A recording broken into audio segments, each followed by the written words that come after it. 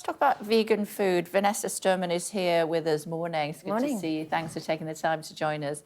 So the big question, the debate, is whether vegan food is better for you than red meat. Yeah, so I think some of the articles are a little bit misleading. So let's remember what vegan food is, first of all. It's food that's free from meat, dairy, eggs and fish. And a message for all vegans and the entire nation is that what we need to be focusing on is fruit, vegetables, beans, legumes, whole grains. Those are the foods that are going to help prevent disease, feed your good gut bacteria. Our good gut bacteria eat fibre, help us maintain a healthy weight really, really easily without dieting. Those are the foods we really, really need to be focusing on. But sometimes when people hear the word vegan food, they think all of the processed foods, and they can play a part. This is all vegan food in front of you, isn't it? This is all vegan food, absolutely. Would you eat it? I eat mostly whole foods, mostly plant-based whole foods, and that's what maintains my health, my gut, great energy, and hopefully is going to help prevent disease in my later life. Is there any way that this sort of food can be made healthier for people?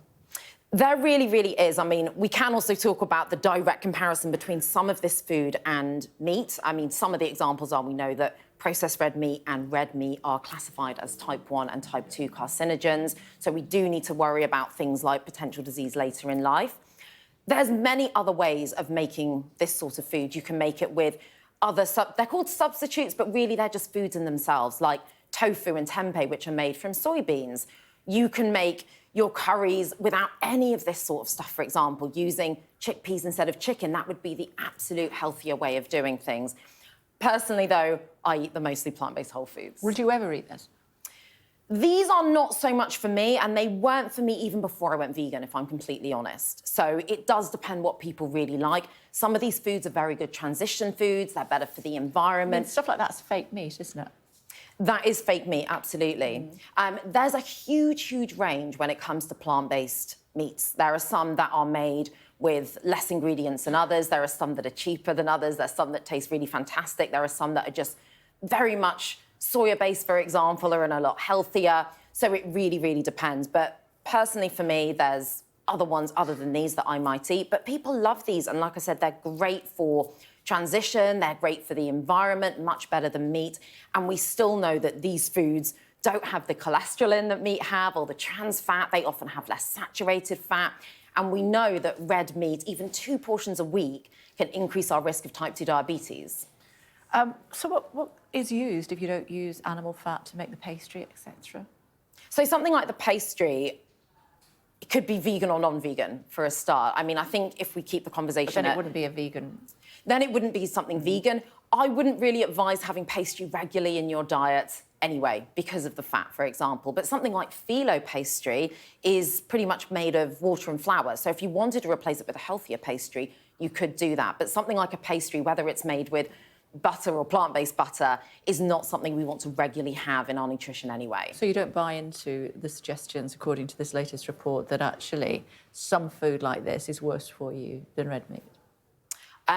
What I would say is that having a direct comparison between a plant-based burger and a regular burger, the plant-based one is still going to be better for you. It actually Even with all the additives and goodness knows what else they've put into it in order to try to make it more edible, some might say. The science would say yes, it has generally less saturated fat, it doesn't have the cholesterol or trans fats, it actually has fibre. We know that the plant-based versions are not shown to increase the risk of type 2 diabetes in the way that the red meat ones would, and the plant-based ones are not classified as type 1 or type 2 carcinogens like the processed red meat and the red meat. But no one should be having these really regularly in their diet. We should be focusing on the fruits, the vegetables, the grains, the beans, the lentils. Those are the foods that are going to help bring down blood pressure, for example, that can help prevent disease. And like I said, this is a message for the whole nation. And when we think of vegan food, or people think, should I go plant-based or vegan? Think about those whole foods, and you don't have to do it all the way 100%. It's about building in more of those plant-based whole foods for everyone to really help prevent disease and function better overall. If you're having somebody round that's vegan, most of your guests are not, and you've got a guest that's vegan, what's the best thing to cook for them? My suggestion would be to cook what you normally cook, but make it plant-based so everyone can have it. So if you thought usually you'd cook a big chili con carne, make one out of just beans instead, for example. Make a massive guacamole that goes with it. Have your whole grain rice. Have some lovely bread with that as well.